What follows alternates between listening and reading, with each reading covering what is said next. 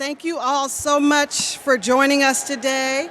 My name is Cheryl Davis. I'm the Executive Director of the San Francisco Human Rights Commission, and really grateful to have you here in this space. The HRC was created in 1964, the same year that the Civil Rights Act was signed by President Lyndon B. Johnson. At the time, Mayor John Shelley was responding to the work of local and national organizations confronting systemic, at what we like to call at this point in time, anti-Blackness, really wanting to ground the fact. People are always telling me this, and it's not something that I'm honestly very comfortable talking about, but that the San Francisco Human Rights Commission was created because there were people that were trying to buy cars that weren't allowed to buy them in this city. And those people were Black people. And sometimes as we do this work, I would say African Americans and Black people in San Francisco feel like we are continuing to forget about them and continuing to repeat why the commission was created in the first place. So as we celebrate the 55th anniversary of the Human Rights Commission, as we remember the 55th anniversary of the Civil Rights Act, I was challenged and really encouraged to revisit why the Human Rights Commission was created and to pause during this time. Somebody said, who celebrates 55 years? I guess we do.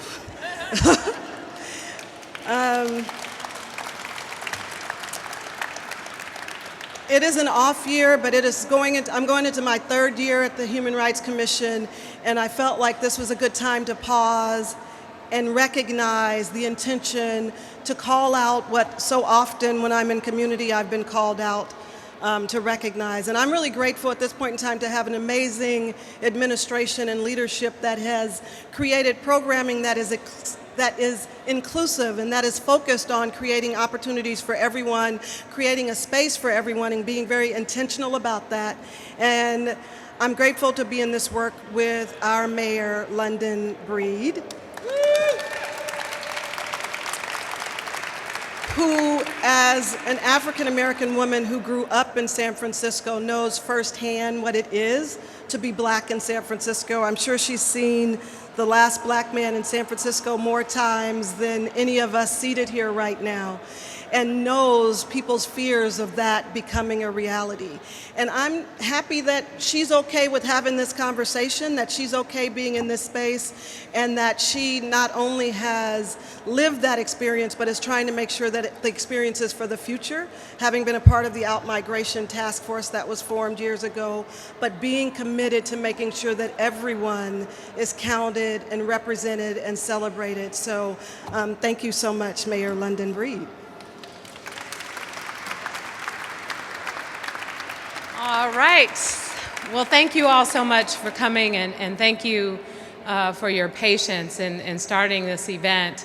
First of all, I want to really thank Cheryl Davis for her leadership and her advocacy and for her fight for inclusiveness and making sure that no San Franciscan is left out. The kinds of investments in the work that we're doing with the Human Rights Commission in San Francisco has been an example for the rest of the world to follow, and I am so proud and thankful to all the commissioners who are joining us here today, sitting in the front row smiling because they love what they do.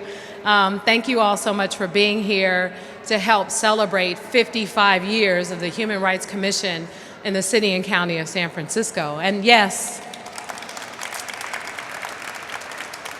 there is much to celebrate.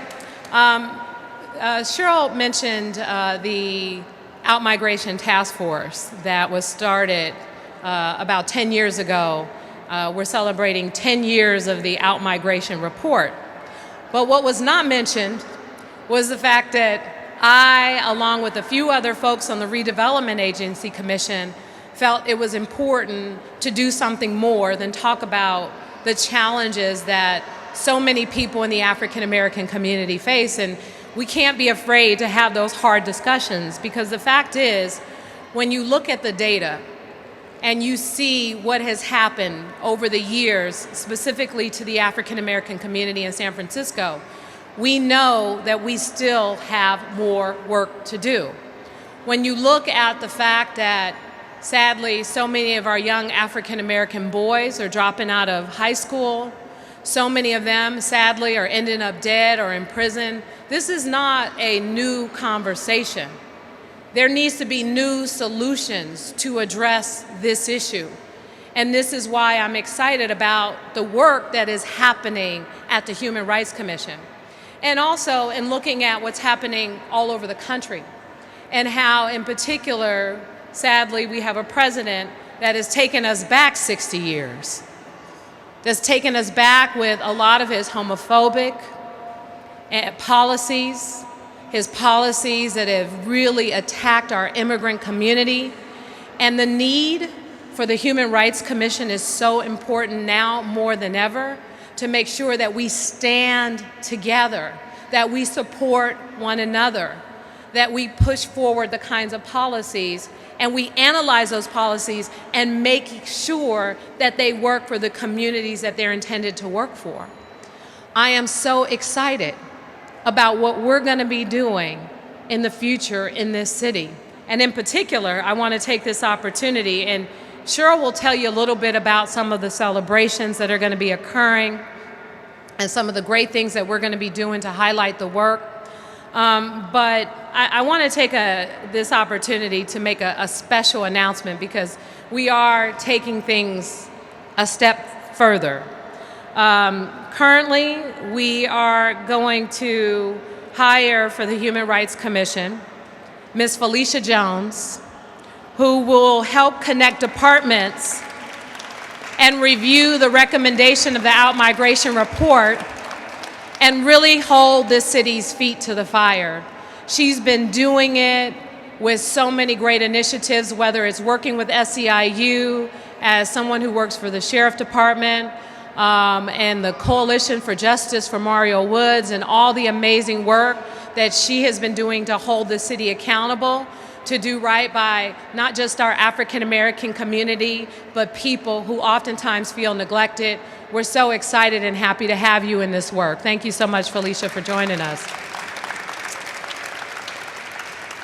I also want to really take an opportunity to reflect. As much work as we know we have to do, we have come very far. I mean, the first African American woman elected to serve as mayor of San Francisco, our fire chief, the first LGBT fire chief in the history of our city, Janine Nicholson.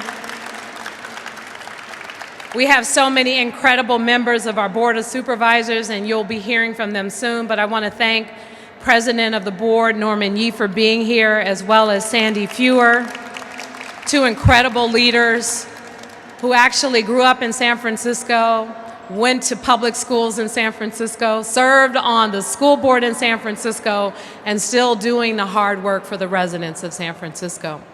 So we have a lot of work to do. 55 years is just really about opening people's eyes to what we know we need to do, and I'm grateful again for Susan Christensen and Karen Clopland and Mark Keller and others who serve on the commission, because they really care about getting the job done. They really care about not just equity in how you talk about it, but what about our small business community? And thank you, Nikki, for being here from Two Jacks, a legacy business in our city, 3 generations continuing to support and feed people in the community. Our business community, what's happening in our public schools, what's happening in our cities, and making sure that our programs serve various populations is something critical to the needs of making sure that we are a more equitable and inclusive city. And I lastly want to point out and thank Supervisor Fewer and Supervisor Vallie Brown for their leadership in establishing the Office of Equity to really dig deep into the disparities that continue to exist despite all the investments that we make, despite all the programs we continue to fund. Why is there continuing to be disparities in particular communities that make it difficult for so many wonderful people throughout our city to succeed. And before I bring up the next speaker, I just want to take this opportunity to talk about quickly policy and how policy has made a difference. Neighborhood preference. Some of you remember that fight several years ago. And Amelia Ashley Ward from the Sun Reporter knows the history of this city all too well in building affordable housing and the challenges with making sure, especially African American in those communities have access to those affordable housing units. And we passed neighborhood preference legislation so that 40% of the units built in a community go to the people who live in that community. For what is now Willie B. Kennedy Apartments, where we built 98 new units for seniors, typically we would be lucky to have, maybe a few African Americans who are housed there. And today we have 29 African Americans that made it through the neighborhood process, the neighborhood preference process, and are now housed in Willie B. Kennedy Apartments. And yes, we have people of diverse races in that property. And the point is, if we are truly going to be the best city in the world, if we are going to truly be what everyone talks about in terms of diversity, in terms of inclusiveness, in terms of all these great things, and we have to make the right decisions. We have to make the right investments. We have to be on the same page and know that if one person is suffering over here, then it's all of our responsibility to lift that person up. That's what I learned from my grandmother, Miss Brown. When she didn't have much, she still took that government food and that government cheese, and she still would not turn anyone away from our door when they were hungry.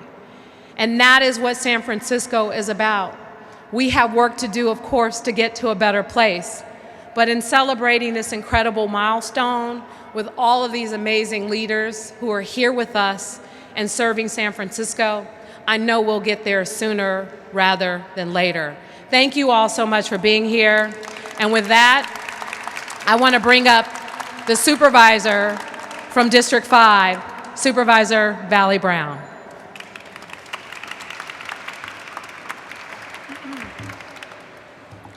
Thank you, and thank you, Mayor Breed. I really appreciate this, and all of the supervisors that are here today, and President Yee, and the community. I mean, for me, it really starts with the community when we're discussing these issues.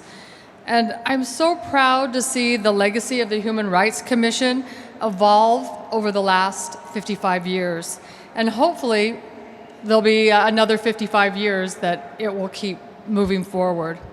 But this week, I feel even more proud because this week, and actually tomorrow at Tuesday's Board of Supervisors meeting, Supervisor Fewer and my groundbreaking legislation to create San Francisco's first racial equity office will be realized. This office will build upon the work and legacy of the Human Rights Commission. This legislation is a powerful start to break down years of structural and institutional racism. I want to tell the community, we will work together, we will acknowledge and address our past harm for more of a hopeful future. We need better policies and funding to combat racial disparities in housing, healthcare, education, transportation, and employment. We need to continue the fight for equity to make sure that our Black, Latinx, Native Americans, Asian and Pacific Islanders, and all the communities listed that I listed have what they need to be successful. Now I want to pass this off to my partner, Sandra Fewer, with this legislation to say a few words. Thank you. Thank you very much. It is only fitting that our legislation to establish an Office of Racial Equity is being voted on at the Board of Supervisors during the same week that we celebrate the incredible 55-year legacy of the Human Rights Commission in San Francisco. Founded in 1964, to address anti-Black racism, the Human Rights Commission has done important work to address the needs of marginalized communities in San Francisco. And with this new Office of Racial Equity that will be housed under HRC, there is a renewed focus on racial equity and addressing disparities facing communities of color in a range of areas, including economic security, housing, health, criminal justice, and more. Our legislation will require a citywide racial equity plan with outcomes identified for departments and a tool for racial equity analysis of pending legislation at the Board of Supervisors, among other measures, and it establishes an Office of Racial Equity to oversee all of this work. It is long past due that San Francisco renews its commitment to civil rights and racial equity, and this anniversary is a reminder of the importance of making that commitment real. The new Office of Racial Equity under HRC will help hold us accountable as a city to ensure that we are addressing racial disparities for communities of color and making sure that everyone in San Francisco has an equitable opportunity to thrive. Thank you to the Human Rights Commission for all your work in the past, present, and future, and congratulations.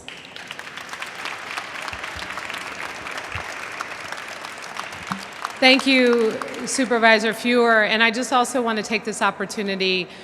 We have Planning Commissioner Myrna Melgar, who's here with us today. We have Michael Pappas and Rita Simmel. Thank you so much for being here. And Darylyn, I feel like you're on a commission, but I don't know. You guys got to bear with me because I don't know everyone who's on what commission, but you never know.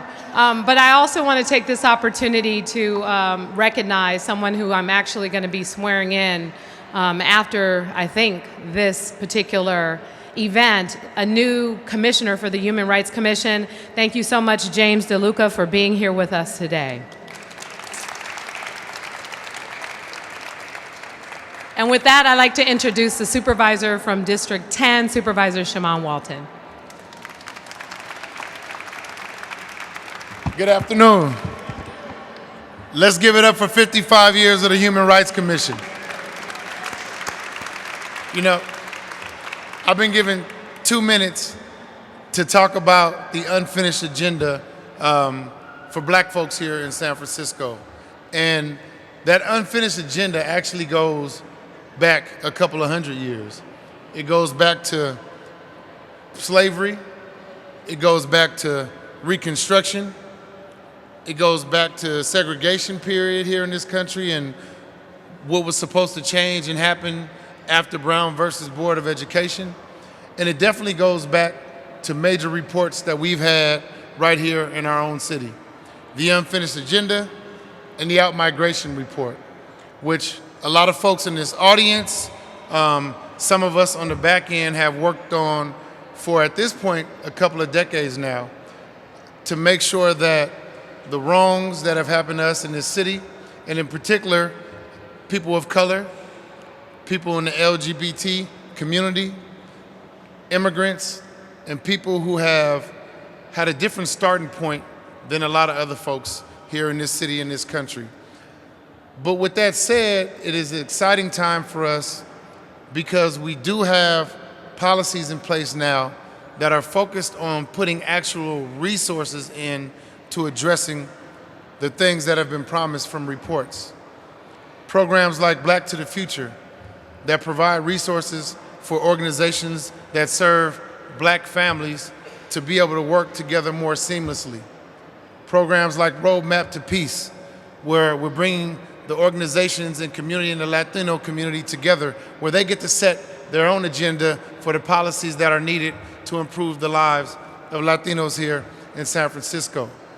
The resources that we put in the budget for the LGBT community and for resources for transitional age youth and housing for all communities here in San Francisco. So we know that unemployment exists differently for those populations that I mentioned. We know that housing is different and created differently for those populations that I mentioned. And we know that our mayor has done an amazing job, even as a member of the Board of Supervisors, to pass legislation like neighborhood preference to make sure that housing outcomes end up different. And this $600 million housing bond that we're all fighting for is a big piece of how we deal with equity here in San Francisco as well. And so I just want to thank our mayor. I want to thank my colleagues on the Board of Supervisors. I definitely want to give a major shout out to the Executive Director of the Human Rights Commission, Ms. Cheryl Davis, for all of her work. That did not start as a result of her serving as the Executive Director of the Human Rights Commission, but it started years prior to that in her work. And so I just want everybody to know that we have work to do. We have work to do. But the Office of Racial Equity and what it will require from departments to get busy, to put reports together that will be attached to the resources that you receive if we don't make a real effort to provide better outcomes for our communities here in this city. Thank you so much, and again, happy 55 years to the Human Rights Commission.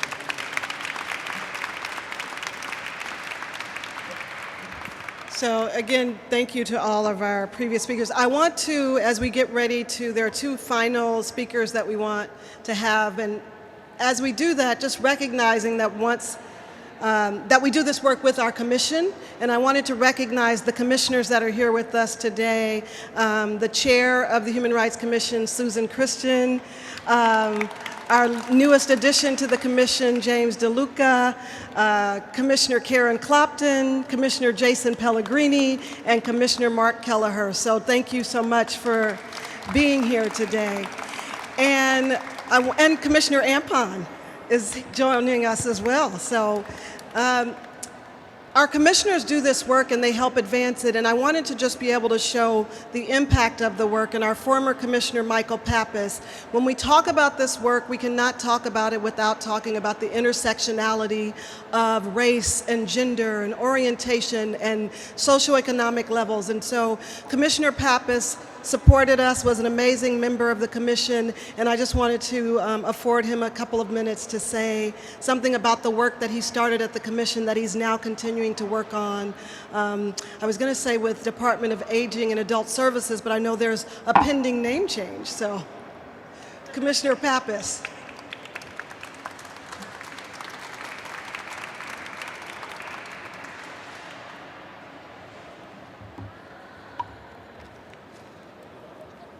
Thank you, Director Davis. I am grateful for this invitation to address you today on the occasion of the 55th anniversary of the San Francisco Human Rights Commission.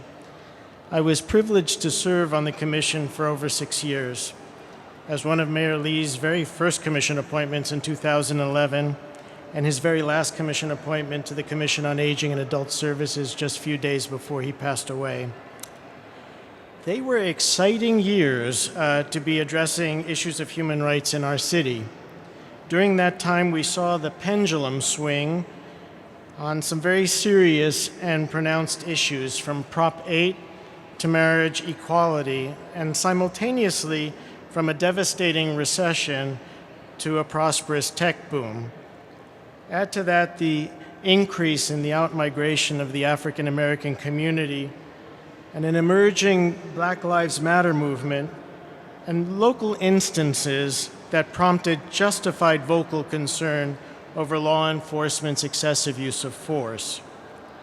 Throughout this journey, in time, the Human Rights Commission was present and relevant in its response to issues of discrimination and the collateral human rights challenges that ensued due to these social changes. For me personally, perhaps the most rewarding dimension of that service was following in the footsteps of Commissioners Knudsen, Sparks, Chung as chair of the Commission's LGBT Advisory Committee, which in the very end I shared with Commissioner Kelleher. During that tenure, I was privileged to work with some of the most bright and passionate LGBT community leaders in our city. Together, we addressed issues ranging from reparative therapy to sensitivity to LGBT clients in city shelters, economic wellness, empowerment, and displacement of LGBT nonprofits, HIV prevention, as well as services to and the stigma suffered by those living with HIV, the particular challenges of trans women of color, the LGBT life beyond the neighborhood of the Castro, the special needs of LGBT deaf and disabled persons, immigration concerns, most especially those seeking asylum, the nuances of bisexuality and the ever-evolving understanding of LGBT families, the need to revise city forms to better reflect gender identity, and concern for cyberbullying of LGBT youth, as well as our city's growing LGBT youth homeless population. Perhaps the most impactful contribution over our time was an effort incubated under Commissioner Knutsen's tenure as chair and birthed at the outset of my service to the AC. And that was a working group that recommended the formation, they know the punchline, of this LGBT Seniors Task Force. Thanks to the leadership of then Supervisors Wiener, Campos, Olagi, and Cohen, the Board of Supervisors allocated the necessary funding to make that important recommendation a reality. Ironically, Commissioner Knutsen and I now sit together on the Commission of Aging and Adult Services, where we vote regularly on funding for programs that emerged as a response to the recommendation of the LGBT Seniors Task Force. But now we are in new times and a different era. As human rights are frighteningly and incessantly under attack almost daily, never has the relevance for the San Francisco Human Rights Commission been so valued and needed. I am confident that under the inspired leadership of Mayor Breed, Chair Christian, and Director Davis, that the Commission will continue to distinguish San Francisco as a moral compass and protective voice for all who suffer discrimination and whose rights, both civil and human, are unfairly jeopardized. And with that, I wish a happy 55th anniversary to the San Francisco Human Rights Commission, to the commissioners, to the chair, to the director, and to our mayor and members of the Board of Supervisors. And just by way of the future of the Human Rights Commission and the evolution and this discussion around intersectionality, I thought it really fitting to have Janetta come and share more about, Janetta Johnson share more about the work that she's doing and the importance now more than ever of the work of the Human Rights Commission. Janetta.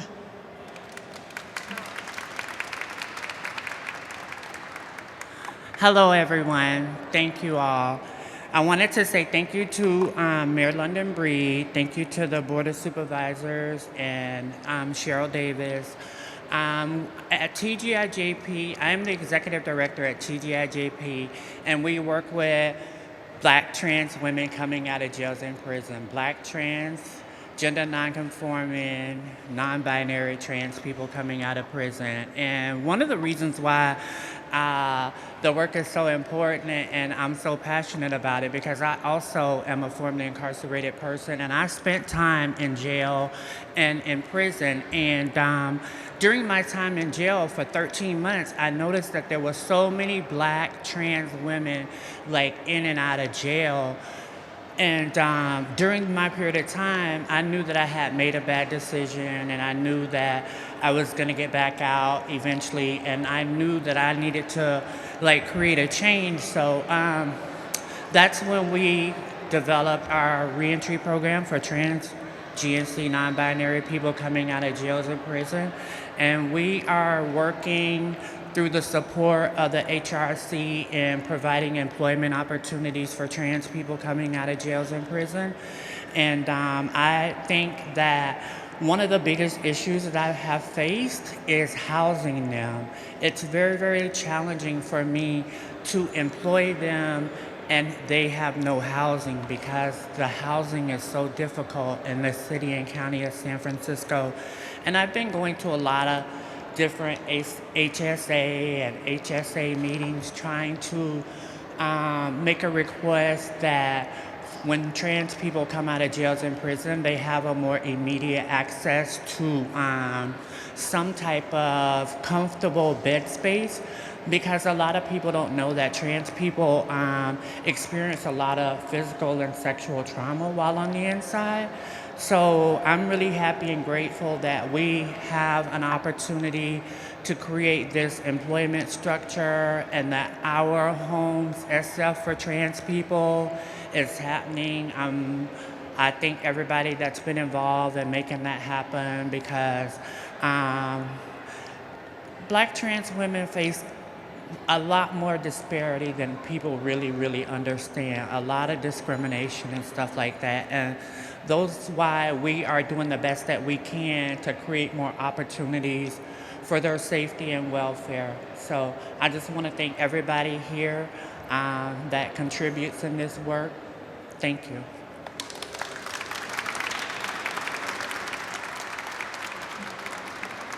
So as we prepare to close out, I just wanted to invite up the chair of the Human Rights Commission to come and say a few words, and then just to also share very quickly the calendar that we have for this week. This evening, we have a conversation with Cornel West at the Commonwealth Club. Tomorrow, we have a symposium from 12 to 5 at the War Memorial.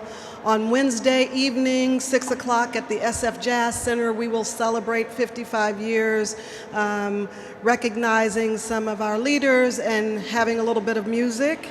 And then on Thursday, the young people who are part of Mayor Breed's Opportunities for All will share some of their presentations at the Palace of Fine Arts. So if you have additional questions, please feel free to talk to us or ask questions. I also want to recognize a former director of the commission, Maravik Bamba. Maravik served as the executive director of the Human Rights Commission and is now a proud supporter doing her work at Clark Construction. And so final words from our chair, Susan Christian.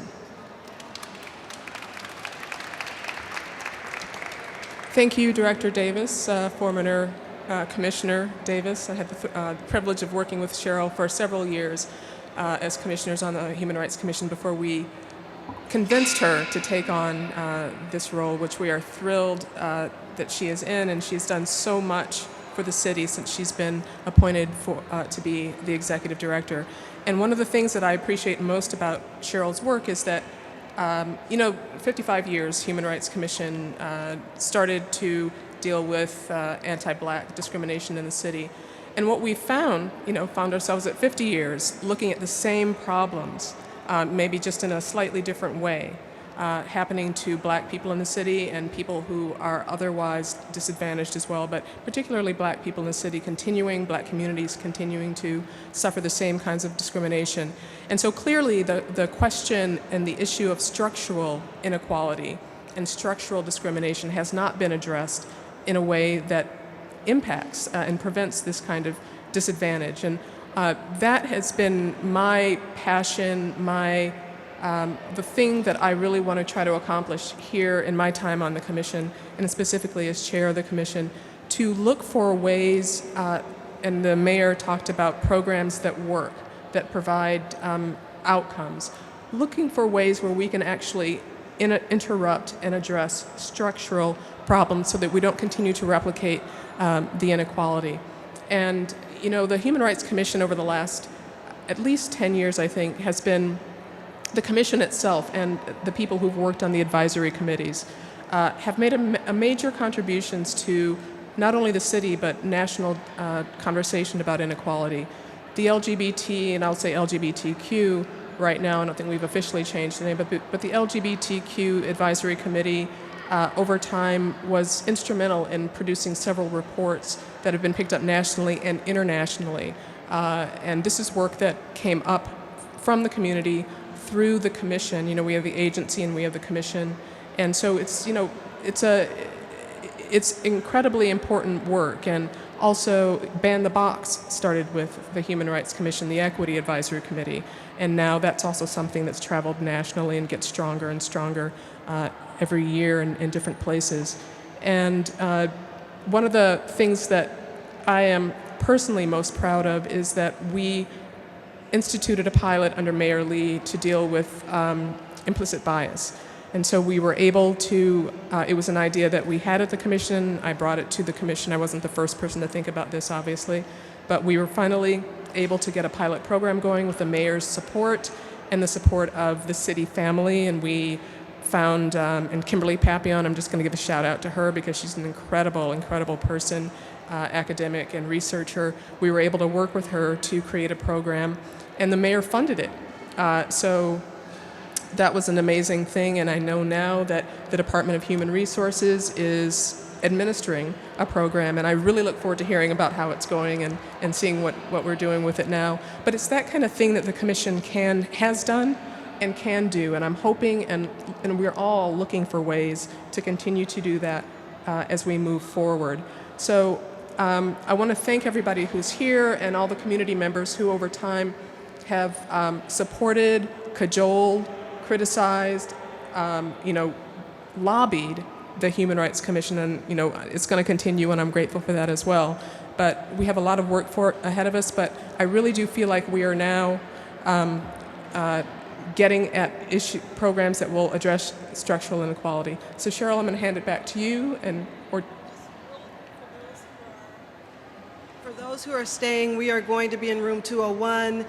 We have the recommendations from the Out-Migration Task Force, as well as the unfinished agenda, as well as the environmental safety. There have been, as Felicia has said over numerous times, 3 reports, 55 years, and what has changed. And so this year, as the mayor talked about, we are going to spend some time looking at those recommendations and seeing what, if anything, has changed, and if nothing has changed, really considering what we can do to move things forward. So we invite you to join us in room 201, and we believe that that work will inform the Office of Racial Equity that Supervisor Fewer helped to institute. So thank you all so much. Lastly, I would just ask, before we start to disperse, some of the members who were a part of the original Out-Migration Task Force, if you would just stand so we could thank you for your time as a part of that. So Ken Montero, Darylyn Davis, and Lara Saxon, who were a part of that, thank you so much for being back, and please join us in 201. Thank you.